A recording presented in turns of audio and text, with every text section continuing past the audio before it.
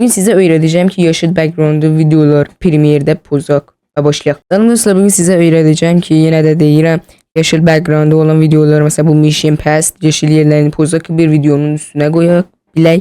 Ama insan olsa başka cürdü. Yine aynı şekildedir ama çünkü bazı yerleri bug olur diye başka videoda onu öğrederim. Ki mesela videoda insan falan var, hareket edirsə necə etməyi lazımdır. Və başlayaq. Şimdi mesela bu Mission Past'i, peki ben bu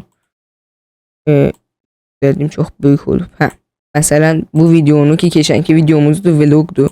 Ve şimdi bu videonun üzerine mesela misal üçün hiç dəxli yoktu bu videoya. Mesela bu Mission Past'i koymak istiyorum. Çok asandır. Bunun için gelip burada efektlerde search edirsiniz. Ultra key. Burada getirir.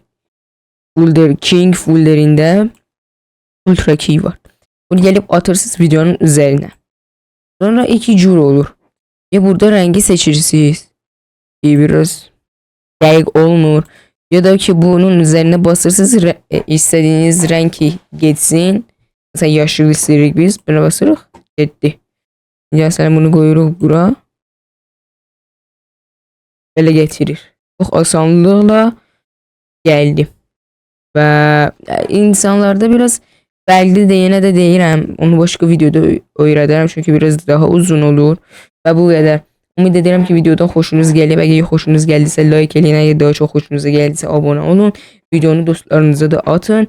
Ve yorumlarda öz fikirlərinizi yazın. Ve gələn videolara qədər hələlik sağ olun.